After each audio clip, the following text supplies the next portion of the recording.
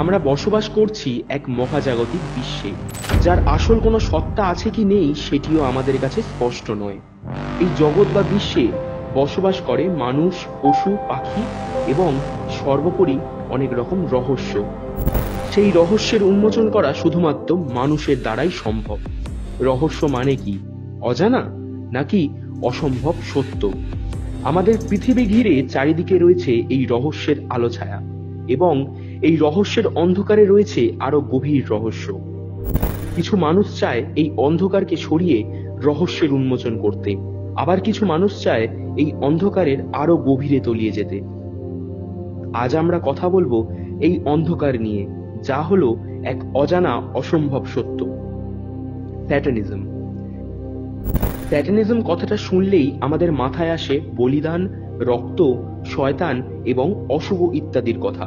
কিছু অশুভ, অমানবিক এবং অসামাজিক আচার অনুষ্ঠান বা পদ্ধতির মাধ্যমে দেবতাকে স্মরণ করা। কিন্তু এই দেবতা শুভ বা আলোর প্রতীক নয়, সে হলো অশুভ এবং অন্ধকারের প্রতীক।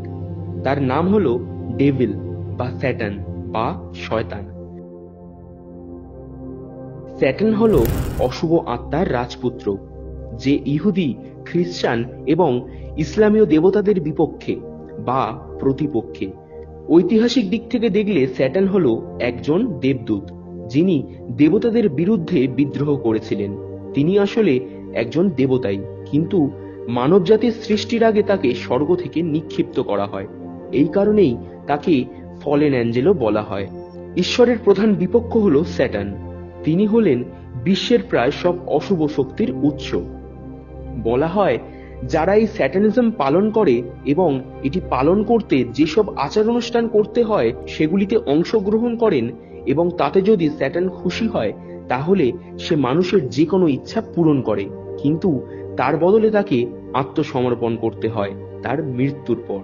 একে বলা হয় ডিল উইথ দ্য ডেভিল, অর্থাৎ ডেভিল বা স্যাটানের সঙ্গে একটি চুক্তি, যা যে কোনো মানুষের জীবন পাল্টে দিতে পারে।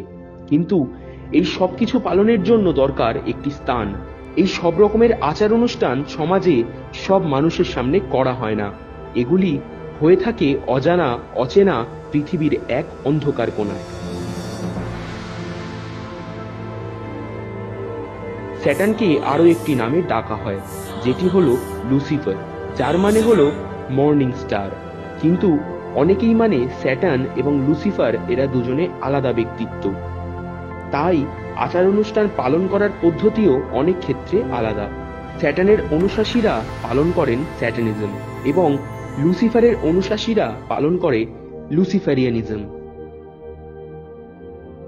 বর্তমান সময়ে বিভিন্ন ধরনের স্যাটানিজম মানুষের কাছে ছড়িয়ে পড়ছে। তার মধ্যে কিছু কিছু হলো স্বঘোষিত, অর্থাৎ নিজস্ব কিছু যুক্তি এবং উক্তির মাধ্যমে ভিন্ন ভিন্ন স্যাটানিজমের উৎপত্তি। 2012 সালে লুসিয়ান গ্রিভস এবং ম্যালকম জ্যারি প্রতিষ্ঠা করে স্যাটনিক টেম্পল, যেটিকে তারা অঈশ্বরিক ধর্মীয় সংগঠন বলে ব্যাখ্যা দেয়। কিন্তু এই সংগঠনের উদ্দেশ্য সমাজকে অন্ধকার নয়, আলোতে নিয়ে আসা। তাদের উদ্দেশ্য হলো অন্যায়ের বিরোধিতা করা এবং মহৎ সাধন করা।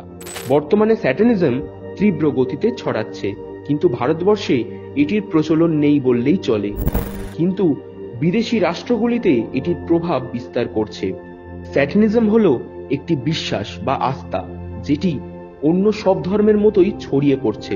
কিন্তু এই ছড়িয়ে পড়াটি যতটা সমাজের আলোকিত অংশে রয়েছে ততটাই আমরা জানি, কিন্তু গভীর অন্ধকারে এই স্যাটানিজমের যে অন্ধকার রহস্য আজও লুকিয়ে রয়েছে তা সত্যিই অজানা, বা বলা যায় এক অসম্ভব সত্য, যা আমরা এখনো জানি না।